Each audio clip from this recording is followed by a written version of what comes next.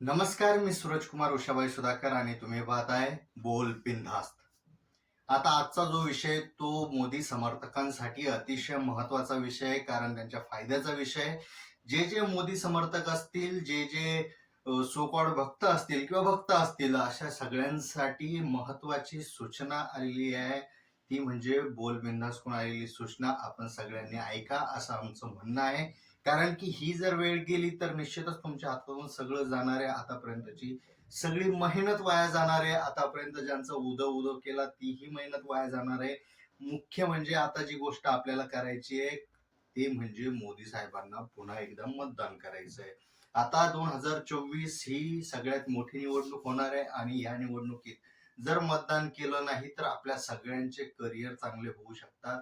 पण जर तुम्ही मतदान केलं तर निश्चितच आपल्या सगळ्यांचं करिअर बरबाद होईल.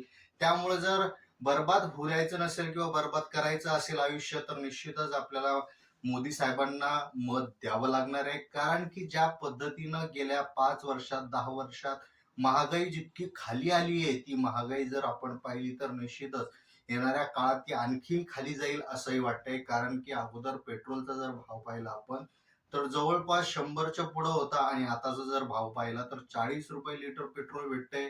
आणि निश्चितच जे बाकीचे जे भाव कमी झालेले आहेत तेही महत्वाचे आहेत. म्हणजे जर विचार जर केला आपण, आपल्या ज्या संस्था आहेत, सीबीआय असेल, ईडी असेल, सगळं प्रामाणिकपणे काम करते मोदी साहेब आल्यानंतर. म्हणजे एकाच पक्षाला टार्गेट केलं जात नाहीये, विरोधकांनाच टार्गेट केलं जात नाहीये, सगळ्या पक्षांवर कारवाई केली जाते. विशेष म्हणजे ज्यांच्यावर भ्रष्टाचाराचा आरोप होता त्यांना जेलमध्ये पाठवलं जात आहे. त्यांना आपल्या पक्षात मोदी साहेब घेत नाहीत. ज्यांच्यावर ते आरोप करतात त्यांनाही आपल्या पक्षात घेत नाहीत. सगळे दारं बंद करतात आणि त्यांना जेलमध्ये पाठवतात.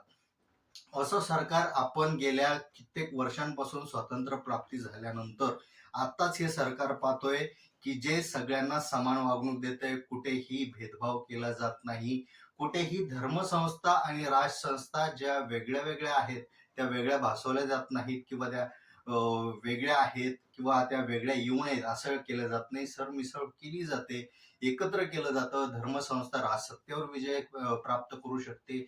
हे सगळं कधी होत नव्हतं, पण मोदी साहेबांच्या काळात हे व्हायला लागलं. आपला फायदा महत्वाचा आहे.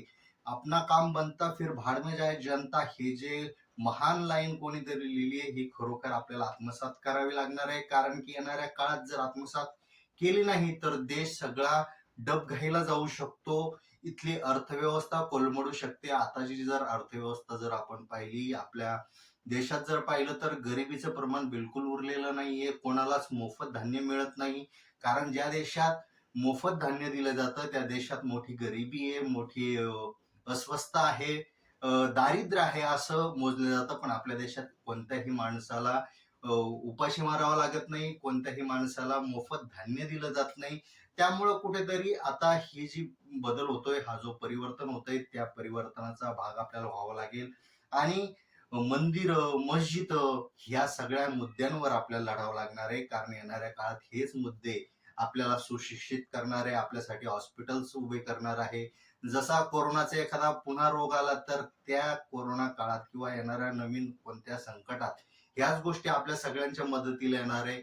शिक्षण वगैरे ह्या गोष्टी फारशा महत्वाच्या नाही, कारण अगोदरची जी सगळी आपली पिढी झालेली आहे, ज्यांनी शिक्षणासाठी देशाच्या स्वातंत्र्यासाठी मोठा संघर्ष केला, अर्थात ते वेडे होते. ह्या वेड्या लोकांसाठी आपल्याकडे वेळ नसला पाहिजे.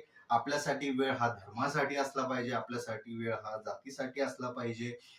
हा धर्म खतरे में, तो धर्म खतरे में असं म्हणतच आपण सगळं आपला व्यवहार केला पाहिजे. कारण येणाऱ्या काळात ह्याच गोष्टी आपल्याला तारणार आहेत.